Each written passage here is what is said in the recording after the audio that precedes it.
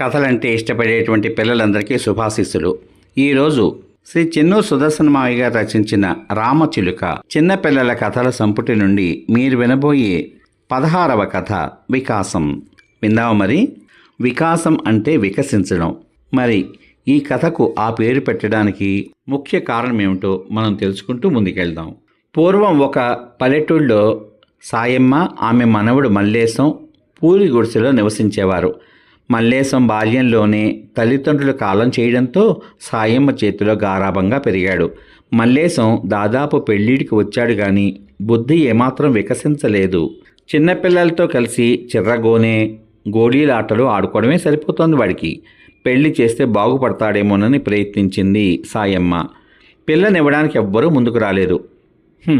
ఎలా బాగుపడతాడో ఏమిటో, ఎలా పెళ్లి చేయాలో ఏమిటో అని అందరితోటి చెప్పుకుంటూ కంట నీరు పెట్టుకునేది సాయమ్మ.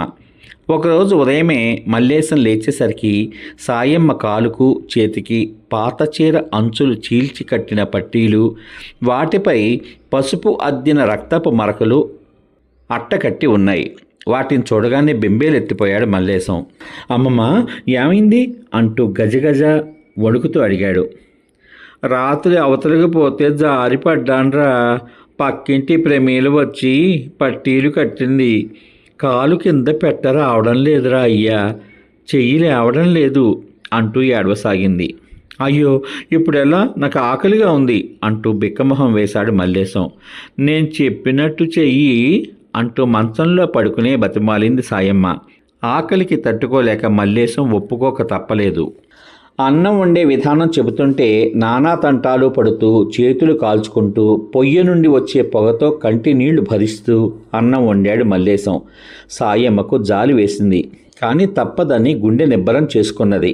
అలాగే పప్పు వండే పద్ధతి కూడా ఒక్కొక్కటిగా చెబుతూ ఉంటే మల్లేశం అలాగే చేశాడు. మొదటిసారిగా అమ్మమ్మకు తినిపించి తాను తిన్నాడు మల్లేశం. సాయమ్మ కళ్ళల్లో ఆనంద భాష్పాలు చూసి మల్లేశంకు సగం కడుపు నిండిపోయింది. ఆత్మీయకరమైన అనుభూతి చెందాడు. ఆ మరునాటికి బియ్యం ఉన్నాయో లేదో చూడమంది సాయమ్మ. మూలనున్న దొంతి కుండలో చూసి అయ్యో లేవమ్మమ్మ అన్నాడు. మరి రేపు ఎలాగా అంటూ అడిగింది సాయమ్మ. ఏమో నాకేం తెలుసు అంటూ దేబిమొహం వేసుకుని అరచేతులు వంకర్లు తిప్పుతూ అన్నాడు మల్లేశం.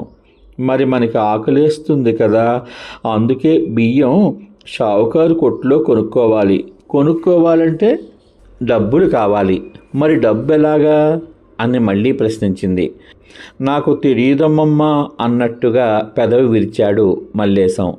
నేను అడవికి వెళ్ళి కట్టెలు తెచ్చి అమ్మేదాన్నని నీకు తెలుసు కదా, అలాగే నువ్వు కూడా ఈరోజు అడవికి వెళ్ళి కట్టెలు కొట్టుకుని తీసుకురా. అందులో సగం అమ్మి సొమ్ము చేసుకోవాలి, మిగతా సగం మనం వంట చేసుకోవడానికి పనికొస్తాయి నాన్న అంటూ వివరించింది. నాకు కట్టెలు కొట్టడం తెలియదు అన్నాడు మల్లేశం. ప్రేమీలను తోడుగా తీసుకెళ్ళు అంటూ సలహా ఇచ్చింది. ఈ ముసలిది ఎప్పుడు మామూలు మనిషి అవుతుందో, నాకు ఈ పనిపీడ ఎప్పుడు విరగడవుతుందో అని మనసులో తిట్టుకుంటూ ప్రమీలను తీసుకుని అడవికి దారితీశాడు మల్లేశం. ప్రమీల దారి వెంట నడుస్తూ మల్లేశంకు పొదుపు పాఠాలు వివరించేది. లోకజ్ఞానం కథల ద్వారా నూరిపోసేది. కొద్ది రోజులు గడిచేసరికి మల్లేశం ఇదివరకులా కాకుండా ఆకతాయిగా తిరగకుండా ఇంటి పనుల్లో బయట పనుల్లో నిమగ్నమై సాయమ్మ బాగోగులు చూసుకోసాగాడు. ఒకరోజు మల్లేశం వంట చేస్తుండగా ప్రమీల వచ్చింది. సాయమ్మ చెప్పకముందే టీ కాచి ప్రమీలకు సాయమ్మకు తెచ్చిచ్చాడు మల్లేశం. టీ తాగడం పూర్తి కాగానే, సాయమ్మ, నీ మనుమను గురించి నీకు ఇంకా ఎలాంటి బెంగ అక్కర్లేదు. ఇంకా ఎందుకీ నాటకం అంటూ మంచం మీద నుంచి సాయమ్మను లేపింది ప్రమీల. సాయమ్మ బొక్కి నోటితో ముసిముసి నవ్వులు నవ్వుకుంటూ లేచి నిలబడింది. చేతికి కాలుకు కట్టుకున్న పట్టీలు విప్పి పారేసింది. మల్లేశం నిర్ఘాంతపోయాడు. మనవడా, ఈ నాటకం ఆడించింది ప్రమీలనేరా. మనిషి కష్టకాలంలోనే అన్నీ నేర్చుకుంటాడని, అలాంటి పరిస్థితి నీకు కలిగించాలని చెప్పింది. అప్పుడే నువ్వు పనులన్నీ నేర్చుకోవడమే కాకుండా నువ్వు మంచి తిరుగుమంతుడు కూడా అవుతావని కూడా చెప్పింది. అది నిజమైందిరా. ఇక నాకు ఏ రంది లేదు, పనులన్నీ ఇకనే చేస్తాలేరా అంది సాయమ్మ. వద్దమ్మమ్మ, ఈ వయసులో నేను ఇంకా బాధ పెట్టదలుచుకోలేదు. నిన్ను కూర్చోబెట్టి సాకటం నా కర్తవ్యం అన్నాడు మల్లేశం.